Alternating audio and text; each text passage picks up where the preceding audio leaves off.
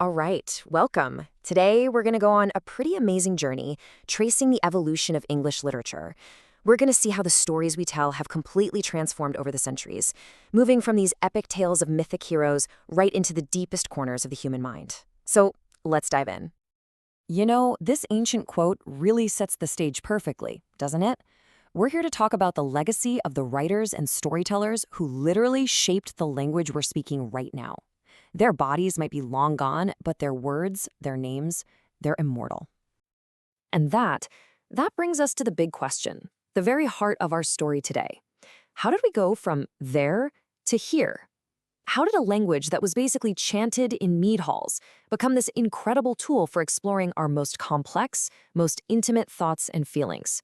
That transformation, that's what we're going to unpack. So our journey begins way, way back in what one historian so beautifully called the mists which shroud the beginnings. This was a time before you had famous authors. It was an era of anonymous collective creation where stories really belonged to everyone and to no one at the same time. What's so fascinating about these early works is that they have this kind of dual identity. The stories themselves are packed with these heroic pagan themes. They were the bread and butter of traveling poets called scops who'd sing them at huge feasts. But, and this is a huge but, the only reason we can read them today is because Christian monks wrote them down centuries later, often weaving in their own beliefs as they went. Now, to really get these early works, you can't just read them silently. You have to try and hear them in your head. They use this powerful rhythmic technique called alliterative verse. Just imagine the driving, percussive beat of a poem like Beowulf. That constant repetition of sounds made the poems super memorable and honestly pretty hypnotic when they were performed out loud. And just think about how vast and, well, unrecorded this whole period was. It's kind of mind-blowing. A poem like Beowulf was probably composed sometime in the 8th century, but the only reason it survived is because someone copied it down in a manuscript almost 300 years later. And while poetry was king, we can't forget King Alfred.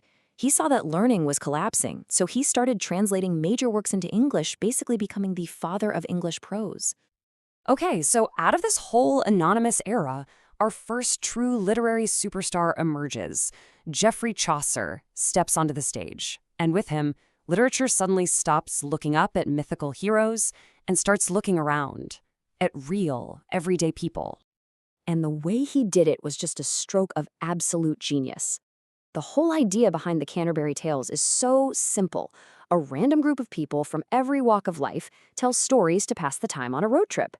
That simple framework let Chaucer create this incredibly vibrant, never-before-seen snapshot of medieval society.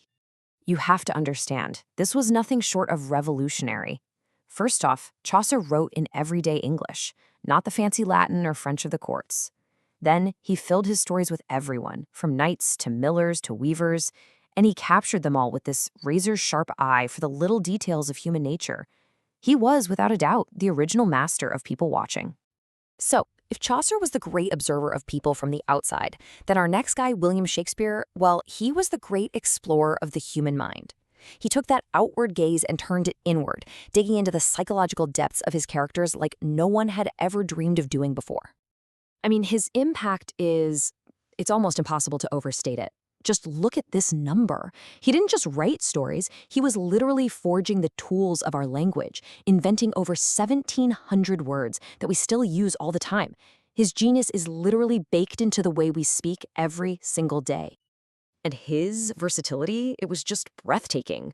One minute, he's crafting these sophisticated, witty comedies that are just full of life and humor. And the next, he's plunging you into the darkest corners of the human soul with his great tragedies, exploring the absolute limits of suffering and emotion. The range is just incredible. Just listen to this from Hamlet. It sounds like it could have been written yesterday, right? This is Shakespeare showing us a character's inner monologue, his incredible psychological insight on full display. He's not just telling us what Hamlet does, he's showing us how Hamlet thinks, and that changes everything. So, after Shakespeare, the word takes its next giant leap. The focus shifts again, moving from the public stage and right into the inner lives of individuals. This is the era that gives us the novel and a whole new kind of poetry, and both are completely obsessed with personal experience and emotion. So, how did the novel even happen? Well, you can think of it like learning to walk. At first, you had these medieval romances that were all about external action, quests and battles. Then, writers like Samuel Richardson had this brilliant idea. What if we tell a story through a character's private letters?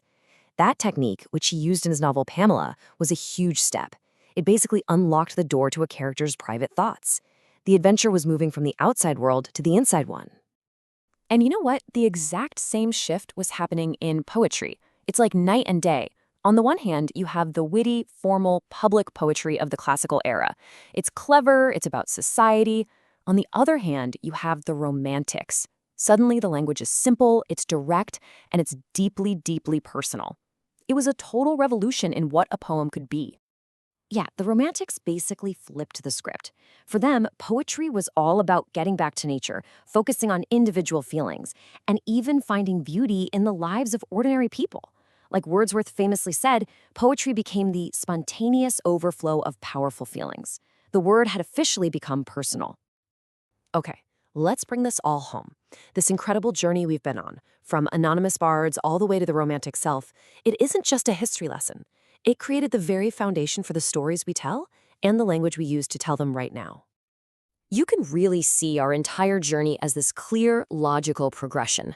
We started in Old English, focused on the epic hero, brought to us by the anonymous scop. Then, Chaucer came along and introduced us to the social type. Shakespeare, of course, took us deep inside the inner mind. And finally, the novelists and romantics put the individual self right at the center of the story. Each stage really did build on the last. So when you boil it all down, the great journey of the English word has been one steady march inward, from the huge external world of heroes to the social world of everyday people, and finally, deep into the private, internal world of the self.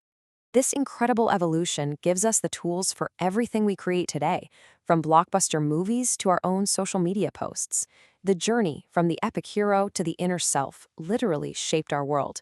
So the only question left is, what story gets told next? Thanks for joining the journey.